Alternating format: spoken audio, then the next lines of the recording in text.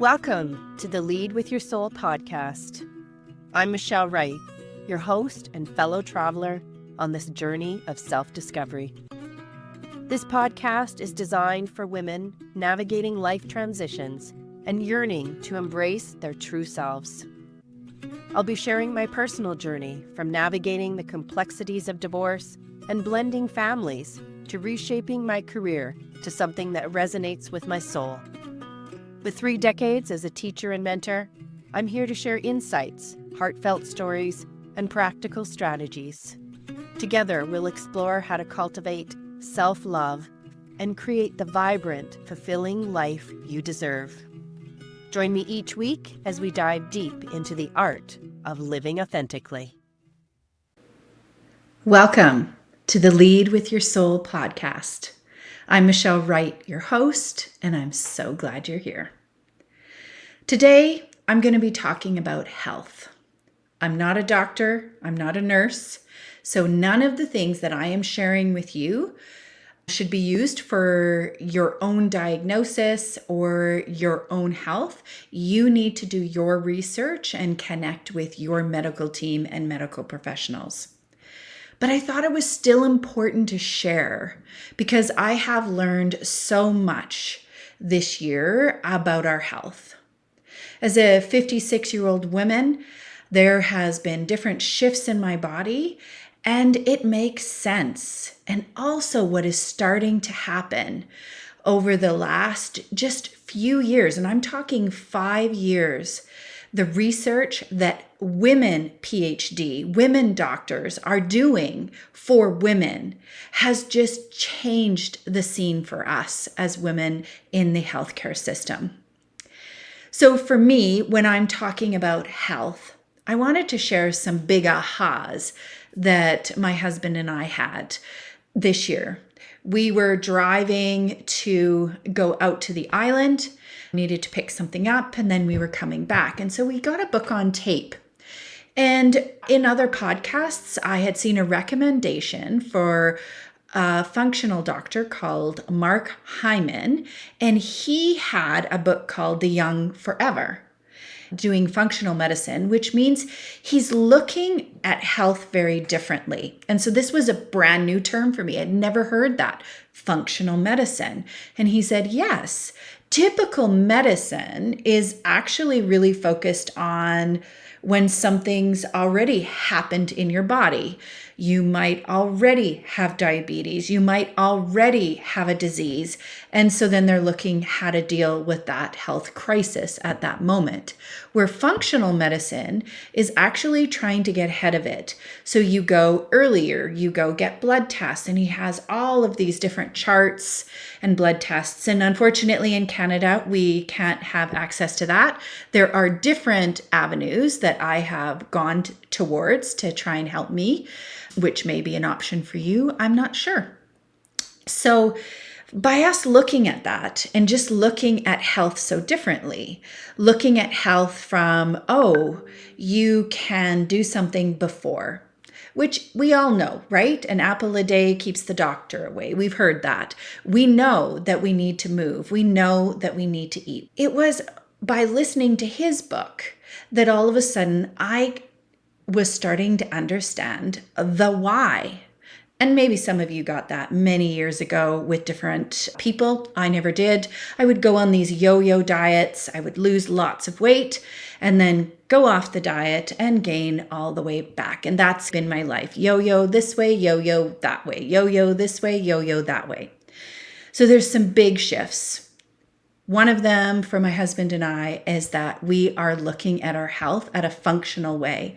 And another term that is being used is you want to have a long health span. So we want our health span to be as long as our lifespan. And I'd never thought of that. And he did a lot of discussion, and not just him, but that he was the first one that we came upon. So there was many other people, but he was the first one we listened to. And they're talking about, okay, we used to think aging, it was just inevitable. You're going to get diabetes, you're going to get heart disease, you're going to not be able to move, you're going to have all of these different things that are happening to you. And that's just part of the aging process. You can't do anything about it. It's just that way. And he's saying that's not true. Actually, aging is part of a disease. So if you have a large health span, and we all know of people who have had a really good health span, they're at 97 years old, still in their own home, still walking, still doing lots of activity. And that is amazing. And that's called a long health span. So for my husband and I, we're really looking at ways that we can increase our health span. And so that means we're shifting, not so that we are not fat and overweight. So that's been a huge shift for me. So it's not about aesthetics. It is not about what I'm looking like. And I think that's I don't know if you've been on that teeter-totter of, oh, I just don't look good. Oh, I ate this. Oh, I did that. And it was more looking at what I looked like to other people. And it really at times felt like depraving myself so I looked good to a standard of others, not for a standard of Michelle.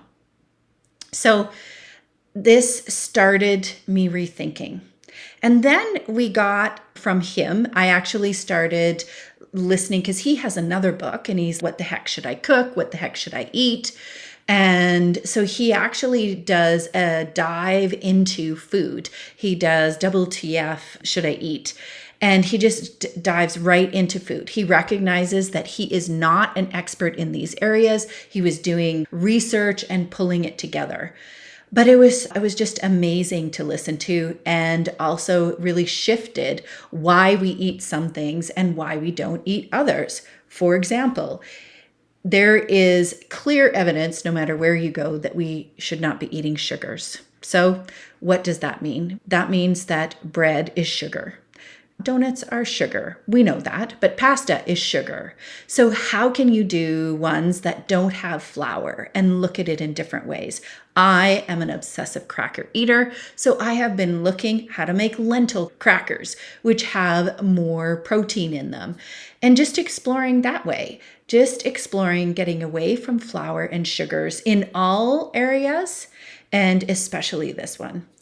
And another one that seems to be coming very clear is trans fats. So all of our processed foods, which I did know, this isn't a big one. The more whole foods. What does that mean? It means you're actually buying the ingredients at the grocery store and you're cooking it in your own kitchen. You're making it from scratch. And so that has made a huge difference in what we're eating. And the other thing was recognizing that the food guide is actually very political. Did not know that. And as you learn more about it, yes, because the dairy advocates, the dairy business wants to make sure we have lots of dairy. And the grain, we're in the grain belt, at least that's where I live, is in the prairies. So they want to make sure we have lots of grains. And it's really looking at what we eat in a different way. And I used to think, oh, no, you can't eat fat and you can't eat meat and you need to go vegetarian. And I'm recognizing, no, it's the quality of what you're doing. So now sugar and trans fats are always out, just so you know that. I do choose to have a wine and something to drink when I'm on the dock, but that's a life choice, and just trying to figure out when I'm going to do it and how much. And the other thing then we looked at is how we're eating and what we're eating, more vegetables. And it was like carbohydrates. Don't do carbohydrates. I was on this beautiful whole foods diet, but really recognizing, and I'm like, oh, we can't have any carbohydrates. You really have to look at your fats. You have to look at all of these different parts of what you're eating, which are true, but it's not the whole truth. Because now what starts to come in, and that I'm starting to realize, is good fats are important. And this came from a book that I read, because you just start going down a rabbit hole. Don't know if you're like me, but that's what I do. And I read a book, Brain Food, by Lisa Mosconi, who's a PhD. And she started looking at food. Now, she's from the Mediterranean. I believe she's Greek. And she talked about the blue zone, and where she's actually in that area is called a blue zone, which is a whole other area where people did not age. And so they started to look at what were the variables with the people in those blue zones. That is something you can look up as to why these people aged so well. And in the Mediterranean diet, it's because there is good high quality protein, fish, and different meats. There is fat, and it's through olive oil and other organic or really good sources. And she went through foods in different ways. Like, her book was very difficult to go through. So I actually have it. I bought it so that I could listen to it and read it, because I needed to do both. I needed to read it so I could refer to it afterwards. But she was talking about there's only certain kinds of foods that go through the brain-blood barrier. And therefore, we need to have carbohydrates. We need fats. We need these different things. It's just that we don't need trans fats from processed foods. She also agrees that is not good. So from going down that rabbit hole, I looked at food not just helping my body stay good, but her area was really focusing on the brain and even Alzheimer's and how it could impact delaying and healing as much as possible. And it was a very interesting book. And it also has changed what we do and how we eat. Interestingly enough, they also agree in supplements, just recognizing even in whole foods. They said, if this was 1,000 years ago, the land that we're using would be rich in all of the minerals, and then therefore all of the vegetables that we would be having would be also just as rich. But it's just not the case. We're transporting it long distances, so they don't have necessarily all the minerals and vitamins that they need. So it is good to really consider supplements that would be good for you. And Dr. Mark Hyman, he has a whole list of supplements that he suggests that you take. And in some of the cases, he says, and why not? If it helps. If it doesn't, you might just pee it out. So I'm not sure. That seems to be very controversial, supplements or no supplements. So that's something that you really need to explore for yourself, just like food and what food is important to you, because food is so cultural. Food is so important to different seasons, different celebrations. And so what does that mean? And this is where Jason and I are shifting our living. We're shifting what we do and how we eat and what we eat. And just recently, I ran across two beautiful women, Dr. Vonda Wright. She is an osteopath. She's a surgeon, a bone doctor, and her mission is to ensure that people have strong bone health all the way through their entire lives. And she does this by explaining, how do you do this? One of the ways is you have to move. If you don't move and you don't have really good lean muscle mass, your bones are going to become less dense. Your muscles, everything, your skeletal system just isn't working, isn't moving. And so she has very specific things like jumping exercises. She has fast feet exercises because she says, you know what? We have to keep our feet fast. So if we trip over the bag near our desk or a towel on the floor, our fast feet keep us upright from falling because we don't want to fall. So you have to practice that. You have to work on that. It's part of your workout regime. We have to continue to have balance. So she has balance exercises that we need to do. And she has very detailed core exercises. How do we build our lean muscle? How do we keep ourselves fit? So the focus for her is body recomposition. It is not looking good. That is actually an after fact, meaning that if you're recomping your body and making it have more lean muscle mass, it burns more fat, for one thing. You just burn more calories just by having lean muscle mass. And just the act of doing it means you're exercising more. And she also started to look, and it's through her, that was looking at the impact of our bone health in menopause. I did not know. She's talking, it's like after, I think a year after menopause, women lose 1/3 of their bone density. I was just like, what? So Dr. Vonda Wright is on Instagram. She is on YouTube. And she wrote a book called Unbreakable, which is for women in perimenopause and menopause. I haven't yet read this book, but I am going to. I've been listening to all of her YouTube, all of her interviews. And it's been very powerful for me to listen to that, and just really encouraging, because it's the things that she's asking us to do and to move and to work with are not to jog a marathon. They are activities that I can do. So my husband and I are doing that. We are lifting weights. That's part of what we do, because you have to lift weights in order to grow your lean muscle mass. As you get older, your muscles are just slowly deteriorating. That's just part of aging. And so we have to ensure that we're active enough and making them grow through activity. So we've started a workout. We actually lift weights, and we're also doing some cardio. And this is where the next person comes in. This is Dr. Stacy Sims. She wrote a book called Roar, so that's more for younger women. I read her other book, Next Level, and this is for women in menopause.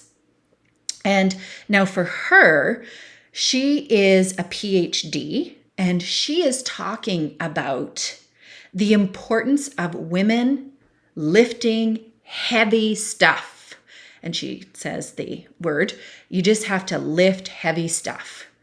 And we have to lift it so that our bodies will continue to grow in menopause.